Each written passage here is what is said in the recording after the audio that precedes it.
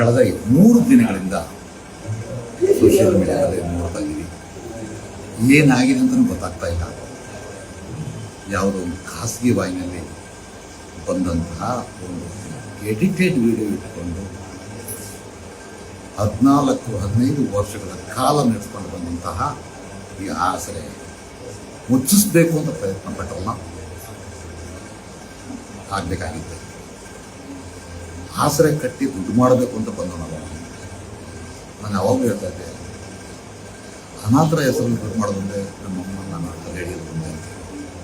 ಇವತ್ತು ಅದಕ್ಕೆ ತಕ್ಕ ಉತ್ತರ ಸಿಕ್ಕಿದೆ. ಎಷ್ಟೋ ಜನಕ್ಕೆ ಗೊತ್ತಿಲ್ಲ, ಇದನ್ನ ಕಟ್ಟಿದ್ದೇ ಉದ್ದೇಶ ನಾನು ನಾನೊಬ್ಬ ಹ್ಯಾಂಡಿಕ್ಯಾಪ್, ನನ್ನ ಹೆಂಡತಿ ಅನಾಥೆ, ನಾವು ಸೇರಿ ಕಟ್ಟಿದ್ದೆ ಆಸರೆ. ಆ ಆಸರೆ ಹೆಸರನ್ನ ಇವತ್ತು ಸರ್ಕಾರ ಸಹ ತಗೊಂಡು ಮನೆಗೆ ಸೇರಿಸತಕ್ಕಂಥ ಕಾರ್ಯಕ್ಕೆ ಆಸರೆ ಅಂತ ಒಂದು ಹೆಸರು. ನಾನು ತಪ್ಪೇ ಮಾಡಿರ್ಬೋದು, ಆದರೆ ಅದನ್ನ ವಿಚಾರ ಮಾಡಿ ನೋಡಬೇಕಾಗಿತ್ತಲ್ಲ. ಎಲ್ಲಾಗಿದೆ? ಯಾರಾದರೂ ಸಂತ್ರಸ್ತರು ಒಬ್ಬರು ಬಂದು ನನ್ನ ಬಗ್ಗೆ ಕಂಪ್ಲೇಂಟ್ ಕೊಟ್ಟಿದ್ದಾರ?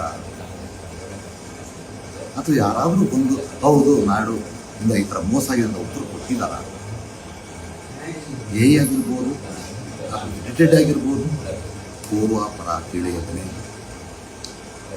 ಹೆಣ್ಣಿನ ಬಗ್ಗೆ ಅಷ್ಟೊಂದು ಮಮಕಾರ ಇರ್ತಕ್ಕಂಥವ್ರು ನನ್ನ ಹೆಣ್ಣಿನೊಬ್ಬ ಹೆಣ್ಣಲ್ವಾ? ಎಷ್ಟೊಂದು ಕಮೆಂಟ್ ಆಗ್ತಾ ಇಲ್ಲ. ನಿಮಗೆ ಉದ್ದೇಶ ಆಸರೆನೇ ಬಂದು ಮಾಡಿಸ್ಬೇಕು ಅನ್ನೋದಿದ್ದರೆ ಬನ್ನಿ, ಇವತ್ತಿಗೂ ನಾಕಿ ಕೊಡಬೇಕಿದ್ದೀನಿ ಅಂತಾರೆ. ಯಾರಿಲ್ಲ ನಡೆಸೋದು ಏನೋ ಸಿಗುತ್ತೆ ಅಂತೇಳಿ ಬೇಲ್ ಬಾಚ ಕೆಲಸನ ಯಾರು ಇಷ್ಟಪಟ್ಟು ಮಾಡಲ್ಲ. ಅದಿದೆ, ಅಷ್ಟು ಮಾಡಿದರೆ ಇಷ್ಟು ಮಾಡಿದರೆ, ಅಷ್ಟು ಮಾಡಿದರೆ ಇಷ್ಟು ಮಾಡಿದರೆ. ಹೆಣ್ಣು ಮಕ್ಕಳು ಎಲ್ಲಿದ್ದಾರೆ? ಇಲ್ಲಿ ಎಲ್ಲ ತಾಯಿಯಂದೇ ಇರೋದು. ನನ್ನ ತಾಯಿ ಮೇಲೆ ನಾನು ಬ್ರೇಕ್ ಮಾಡೋಕ್ಕಾಗಲ್ಲ, ಗೊತ್ತಿಲ್ಲ. ಒಟ್ಟಾರೆ ಇದಕ್ಕೆಲ್ಲ ಉತ್ತರ ನನ್ನ ಜೊತೆಗಿದ್ದವರೇ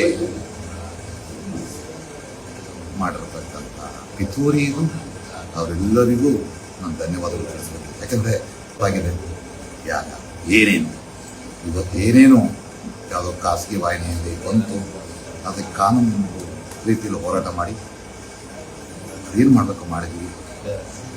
ಅವರಿಗೂ ಕಾನೂನಿನವರಿಗೂ ಗೊತ್ತಾಗಿ ಇವತ್ತೆಲ್ಲ ಕಡೆನೂ ಮಾಡಿದ್ರು. ಇನ್ನು ಯಾರು ಈ ಸುಳ್ಳು ಸುದ್ದಿ ನೀನು ಹಾಕ್ತಿರಲ್ಲ, ಮರಿಬೇಡಿ. ಕಾನೂನು ರೀತಿಯಲ್ಲೇ ನಾಯ್ಡು ಕ್ರಮ ತಗೊಳ್ತಾನೆ. ಆಸರೆ ಕ್ಲೋಸ್ ಮಾಡಿದ್ರೂ ಪರವಾಗಿಲ್ಲ.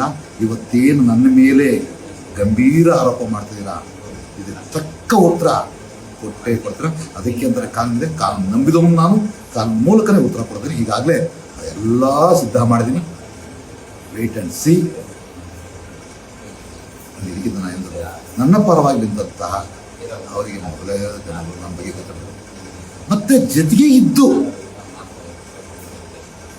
ನನ್ನ ಬಗ್ಗೆ ಹಾಕಿಕೊಟ್ಟವರು ಎಲ್ಲರಿಗೂ ಸಹ ಧನ್ಯವಾದಗಳು. ದೇವರು ನಿಮಗೂ ನಿಮ್ಮ ಕುಟುಂಬಕ್ಕೂ ಈ ಥರದ ನೋವು ಬರದೇ ಇರಲಿ. ಆದರೆ ಧನ್ಯವಾದಗಳು. Thank you.